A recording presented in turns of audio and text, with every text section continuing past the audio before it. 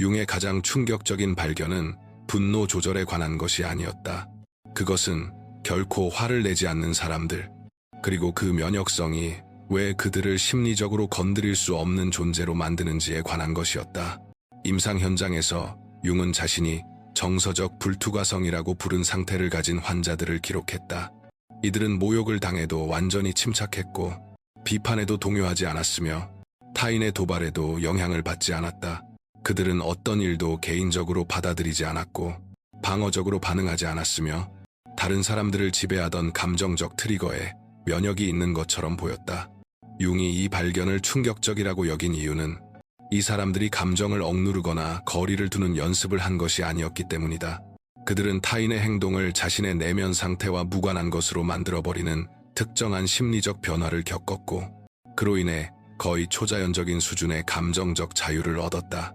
오늘 나는 왜 결코 화를 내지 않는 사람들에 대한 융의 가장 충격적인 발견과 그가 누구나 타인의 행동에 전혀 흔들리지 않게 만들 수 있다고 믿었던 심리적 과정을 보여주려 한다. 이 발견을 드러낸 사례는 융이 개인 메모에 기록한 한 환자에서 시작된다. 그는 고통을 겪고 있어서가 아니라 자신의 완전한 감정적 무반응이 오히려 주변 사람들을 불편하게 만든다는 이유로 1919년 융을 찾아온 성공한 사업가였다. 전후 독일에서 철강 제국을 일군이 남자를 하인리라고 부르자 그의 직원들은 그를 두려워했다.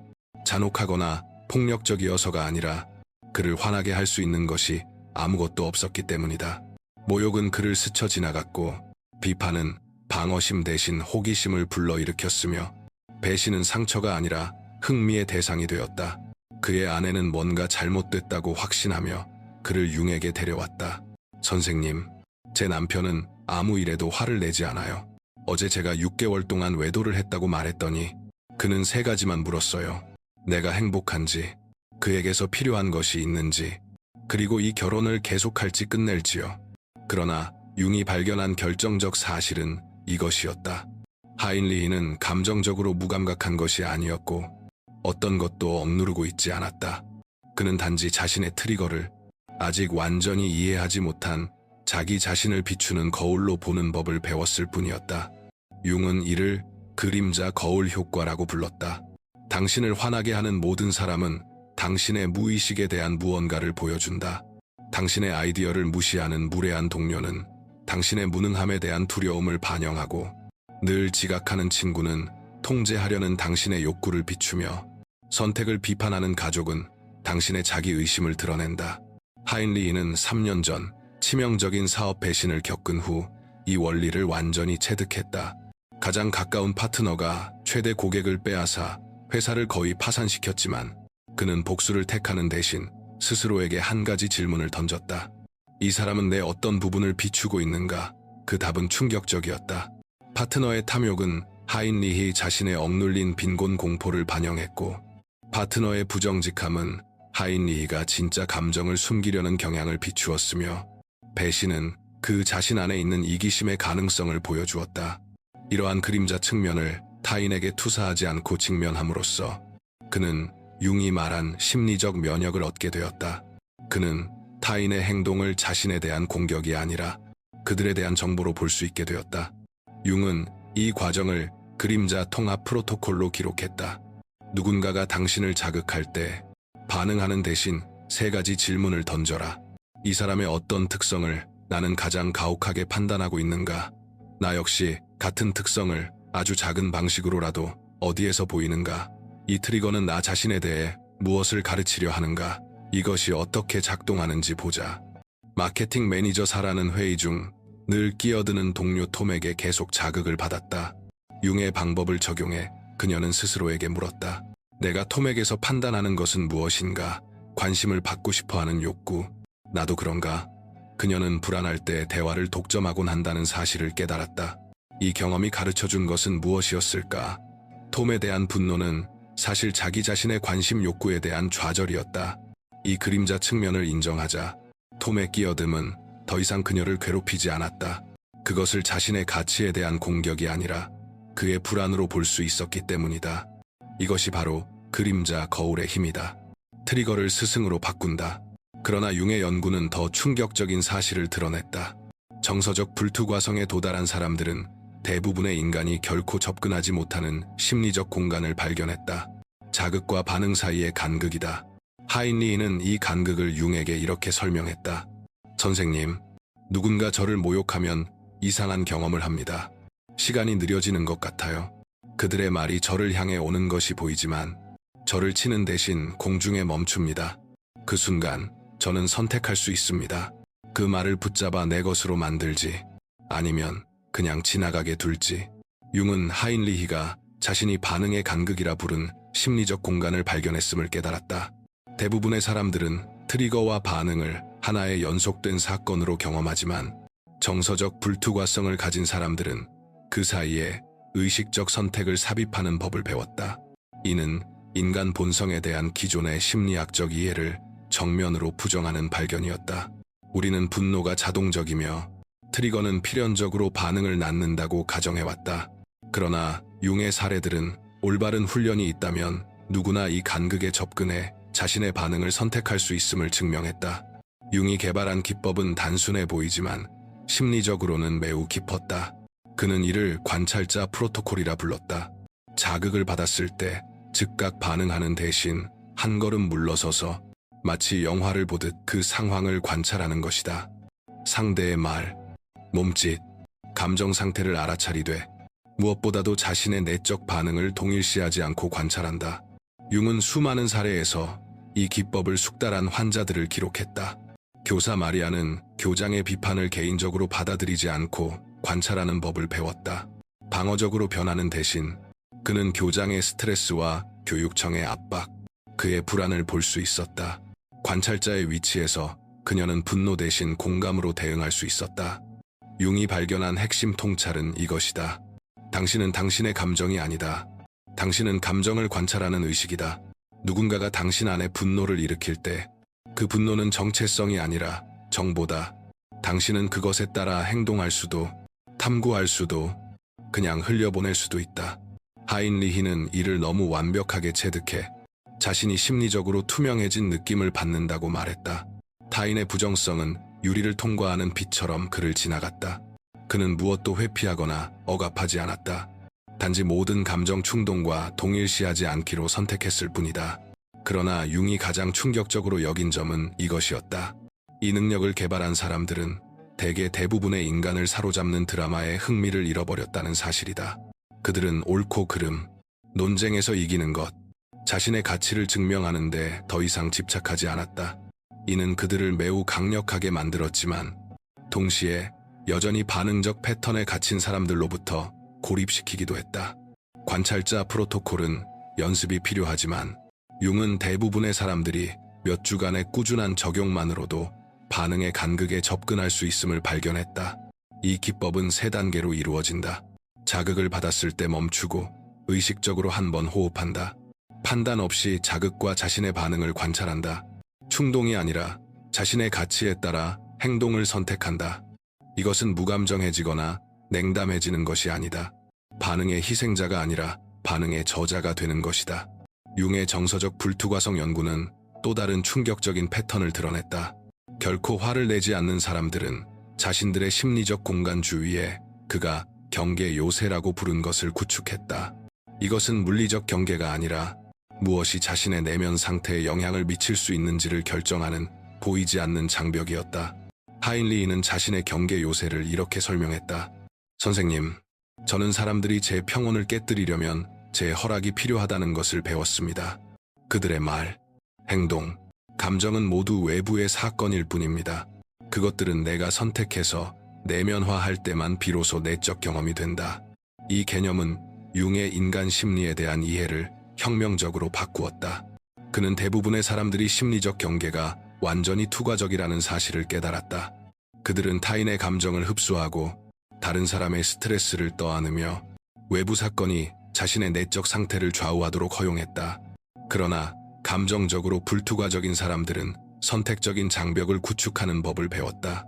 융은 이러한 심리적 면역력을 지닌 환자들이 개발한 3가지 심리적 경계를 기록했다. 첫 번째는 관련성 필터였다. 그들은 자신의 성장이나 목표에 도움이 되는 정보만 흡수하도록 스스로를 훈련했다. 그 외의 것들은 인식하되 내면화하지 않았다. 두 번째는 소유권 경계였다. 그들은 자신의 감정과 타인의 감정을 구분할 수 있었다.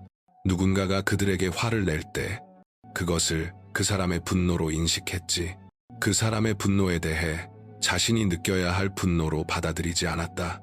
세 번째는 정체성 요새였다. 그들은 외부의 비판이 핵심 정체성을 흔들 수 없을 만큼 단단한 자아감을 지니고 있었다. 그래서 자신의 가치에 대한 판단으로 받아들이지 않고도 피드백을 들을 수 있었다. 그러나 융은 이 경계들에 대해 불편한 사실을 발견했다. 이런 경계를 개발한 사람들은 종종 그것이 없는 사람들을 끌어당기는 자석이 되었다. 유독한 사람들, 에너지 흡혈귀, 감정적으로 불안정한 사람들은 강한 경계를 지닌 사람들에게 끌렸는데, 이는 혼란스러운 성격들이 갈망하는 안정감을 그들이 제공했기 때문이다. 하인리히는 이를 끊임없이 경험했다. 그는 융에게 이렇게 말했다. 선생님, 제가 도발에 반응하지 않기 시작한 이후로 사람들은 오히려 저를 더 자극하려고 애쓰는 것 같습니다. 마치 제 차분함이 분노보다 더 그들을 불안하게 만드는 것 같아요. 융은 감정적으로 반응적인 사람들이 타인의 반응을 통해 자신의 감정 상태를 조절한다는 사실을 깨달았다. 하인리히가 그 조절을 제공하지 않자 다른 사람들은 자신의 심리적 불안정과 직면할 수밖에 없었다. 융이 개발한 경계 요새 기법은 세 가지 전략적 요소로 이루어져 있었다. 첫째는 감정 방화벽이다. 어떤 사회적 상황에 들어가기 전에 어떤 감정은 경험할 것이고 어떤 감정은 관찰만 하고 흡수하지 않을지를 의식적으로 결정한다. 둘째는 반응 선택이다. 흔한 자극에 대해 어떻게 대응할지 미리 결정해둔다. 그 순간에 반응하는 대신 자신의 가치에 기반한 사전 계획된 반응을 실행하는 것이다. 셋째는 정체성 미다. 자신이 누구인지에 대한 명확한 감각을 유지함으로써 외부의 의견이 자아 개념에 대한 위협이 아니라 흥미로운 데이터가 되게 한다. 이를 실제 사례로 보자. 소프트웨어 엔지니어인 데이비드는 요구가 많은 상사 때문에 늘 스트레스를 받고 있었다. 융의 경계 요새 방법을 사용해 데이비드는 매일 출근 전 감정 방화벽을 설정했다. 그는 상사의 스트레스를 관찰하되 흡수하지 않기로 결정했다. 비판에 대해서는 차분하고 전문적인 반응을 미리 선택했고, 상사의 승인보다는 자신의 역량과 성장의 정체성을 고정시켰다. 몇 주 만에 데이비드는 직장에서 어떤 것도 자신을 건드릴 수 없는 느낌을 받았다고 보고했다. 상사의 기분은 더 이상 그의 성과나 마음의 평온에 영향을 미치지 못했다. 더 중요한 것은 상사가 마치 데이비드의 새로운 심리적 강인함을 감지한 듯 그를 더 존중하기 시작했다는 점이었다. 이것이 융이 발견한 경계 요새의 역설이다. 경계가 강할수록 타인은 그것을 더 존중한다. 사람들은 심리적 강인함을 감지하고 대개 그에 맞게 행동을 조정한다. 그러나 감정적 불투과성에 관한 융의 가장 불편한 발견은 그가 투사 역전이라 부른 현상과 관련되어 있었다. 그의 면역 환자들은 타인의 감정적 공격 이면에 있는 심리적 상처를 꿰뚫어 보는 법을 배웠다. 하인리히는 융의 한 세션에서 이 원리를 보여주었다. 한 사업 경쟁자가 공개적으로 그를 모욕하며 노동자를 전혀 생각하지 않는 냉혈한 이익 추구자라고 비난했다. 분노나 방어 대신 하인리히는 호기심을 느꼈다. 그는 이렇게 말했다. 선생님, 이 사람의 공격은 제 심리에 대해서는 아무것도 말해주지 않고 그의 심리에 대해서는 모든 것을 말해줍니다. 그의 냉혈함에 대한 비난은 자신이 그렇게 보일까 두려워하는 마음을 드러내고, 이익에 대한 집착은 자신의 재정적 불안을 보여주며, 노동자에 대한 관심은 자신의 직원 대우에 대한 죄책감을 드러냅니다. 융은 하인리히가 그가 심리적 X선 시야라 부른 능력, 즉 표면적 공격을 넘어 그 이면의 심리 역학을 보는 능력을 완전히 습득했음을 깨달았다. 누군가가 당신을 공격할 때 그들은 언제나 당신이 아니라 자신에 대해 말하고 있다. 이 발견은 불편했는데 그것은 대부분의 인간 갈등이 심리적 투사에 기반하고 있음을 의미했기 때문이다. 사람들은 실제로 서로 싸우는 것이 아니라 해결되지 않은 자신의 문제를 서로에게 투사하며 싸우고 있었다. 융은 이 패턴을 반복해서 기록했다. 외모에 대한 비판은 자신의 외모에 불안한 사람에게서 나오고, 성공에 대한 공격은 자신의 성취에 좌절한 사람에게서 나오며, 선택에 대한 판단은 자신의 결정을 의심하는 사람에게서 나온다. 그러나 융이 가장 트러블링하게 여긴 점은 이것이었다. 이러한 투사를 명확히 볼 수 있게 되면 개인적인 공격을 개인적으로 받아들이는 것이 거의 불가능해진다는 것이다.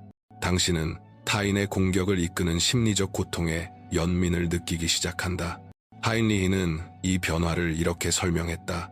선생님, 이제 누군가가 저를 공격하면 고통 속에서 울부짖는 상처 입은 아이가 보입니다. 아이가 울고 있다고 해서 어떻게 화를 낼 수 있겠습니까? 대신 저는 그들이 무엇에 상처받았는지 그리고 도울 수 있는지 궁금해집니다. 이것이 궁극적인 심리적 면역이다. 융은 이렇게 말했다. 타인의 공격을 당신의 가치에 대한 평가가 아니라 그들의 고통의 표현으로 볼 수 있을 때 당신은 그들의 행동에 완전히 흔들리지 않게 된다. 투사 역전 기법에는 3가지 진단 질문이 있다. 누군가가 나를 공격할 때 그들은 내 어떤 특성을 공격하고 있는가? 그들은 그 동일한 특성에서 어디에서 어려움을 겪고 있는가? 어떤 고통이나 두려움이 이 공격을 이끄는가? 이를 실제 사례로 보자. 그래픽 디자이너인 리사는 한 고객이 자신의 작업을 완전히 비전문적이고 아마추어 같다고 비난했을 때 큰 상처를 받았다. 투사 역전을 사용해 그녀는 스스로에게 물었다. 그들은 왜 내 전문성을 공격하는가? 그들은 어디에서 이것으로 어려움을 겪고 있을까? 그녀는 그 고객이 자신의 업계에서 사기꾼처럼 느낀다고 말한 것을 떠올렸다. 자신의 비전문성이 드러날까 두려워하는 그 고통이 이 공격을 이끌고 있었던 것이다. 이 통찰은 리사의 반응을 완전히 바꾸어 놓았다. 비판을 개인적으로 받아들이는 대신 그녀는 그것을 고객 자신의 직업적 불안이 투사된 것임을 볼 수 있었다. 그녀는 내적 평온을 유지한 채 전문적으로 그들의 우려를 다루었다. 그러나 융은 투사 역전을 숙달하는 데 따르는 위험한 부작용에 대해 경고했다. 모든 사람의 심리적 방어를 꿰뚫어 볼 수 있게 되면 진정한 관계를 유지하는 것이 어려워질 수 있다는 것이다. 주변이 동등한 성인이 아니라 상처 입은 아이들로 가득 차 있는 것처럼 느껴질 수 있다. 하인리히는 이러한 고립을 경험했다. 그는 말했다. 선생님, 때로는 상처 입은 아이들로 가득한 세상에서 저 혼자만 어른인 것 같은 느낌이 듭니다. 모두의 고통이 너무 선명하게 보여서 그들의 행동을 진지하게 받아들이기 어렵습니다. 융은 이것이 심리적 면역의 대가임을 깨달았다. 인간 본성에 대한 명료함은 인간적 드라마로부터의 거리감을 초래할 수 있었다. 핵심은 타인의 고통을 보되 그들의 경험에 대한 연민을 잃지 않는 법을 배우는 것이었다. 감정적 불투과성에 대한 융의 마지막 발견은 아마도 가장 충격적인 것이었다. 그의 환자들은 단순히 자극에 휘둘리지 않게 된 것이 아니라 그가 감정적 연금술이라 부른 능력을 개발했다. 모든 자극을 심리적 황금으로 변환하는 능력이었다. 하인리히는 이 과정을 이렇게 설명했다. 선생님, 저는 이제 어려운 사람들을 피해야 할 문제로 보지 않습니다. 저는 그들을 제 성장을 위해 정확히 필요한 교훈을 가져다주는 스승으로 봅니다. 누군가가 저를 더 크게 자극할수록 그만큼 제 발전에 더 가치 있는 존재가 됩니다. 이것은 정상적인 인간 심리에 대한 완전한 전복이었다. 자극을 피하는 대신 하인리히는 성장을 위한 기회로서 그것을 적극적으로 찾아 나섰다. 어려운 사람들을 적으로 보는 대신 그는 자신의 심리적 발전을 돕는 무의식적인 동맹으로 보았다. 융은 이것이 감정적 불투과성의 궁극적인 단계임을 깨달았다. 이는 모든 외부의 도전을 내적 성장으로 변환시키는 상태였다. 그의 면역적 상태에 도달한 환자들은 타인의 부정성을 자신의 심리적 진화를 위한 연료로 사용하는 법을 배웠다. 하인리히가 설명한 이 과정은 매우 체계적이었다. 자극을 받았을 때 그는 반응하거나 단순히 관찰하는 대신 즉시 이렇게 자문했다. 이 사람은 나 자신에 대해 무엇을 가르치고 있는가? 내가 강화해야 할 어떤 약점을 드러내고 있는가? 그들이 나로 하여금 직면하게 만드는 그림자 측면은 무엇인가? 그러나 융이 가장 과하고 관대들이 마한이게 불안하게 느낀 점은 여기에 있었다. 이 수준의 심리적 발달은 감정적으로 조종하거나 통제하거나 패배시키는 것이 거의 불가능한 인간을 만들어낸다는 사실이었다. 그들은 잠재적인 모든 약점을 힘의 원천으로 바꾸어 놓았다. 당신은 이미 이 진실을 직관적으로 알고 있다. 외부의 인정은 당신을 부풀릴 수 없다. 왜냐하면 당신은 그것을 필요로 하지 않기 때문이다. 외부의 비판은 당신을 무너뜨릴 수 없다. 왜냐하면 당신은 그것을 성장의 재료로 사용하기 때문이다. 당신은 갑옷을 통해서가 아니라 모든 도전을 지혜로 바꾸는 연금술을 통해 감정적으로 무적이 될 수 있는 능력을 지니고 있다. 이 감정적 연금술에는 3가지 변환 과정이 포함된다. 첫째, 트리거 채굴이다. 당신의 평정을 깨뜨린 모든 사람에게서 가치 있는 통찰을 적극적으로 추출하는 것이다. 둘째, 그림자 통합이다. 타인의 행동을 사용해 자신의 심리적 상처를 식별하고 치유하는 것이다. 셋째, 강점 합성이다. 발견된 모든 약점을 단련된 강점으로 전환하는 것이다. 이 과정이 실제로 어떻게 작동하는지 보여주겠다. 영업 관리자 마커스는 팀원들의 게으름과 변명에 끊임없이 자극을 받았다. 그는 단순히 자신의 반응을 관리하는 대신 감정적 연금술을 사용했다. 그는 이렇게 물었다. 그들의 게으름은 내가 동기부여를 이해하지 못한 채 다른 사람들이 나와 같은 추진력을 공유하길 기대하고 있다는 사실을 무엇을 통해 가르쳐 주는가? 이것이 드러내는 약점은 무엇인가 요구하기보다는 영감을 주는 능력의 부족인가?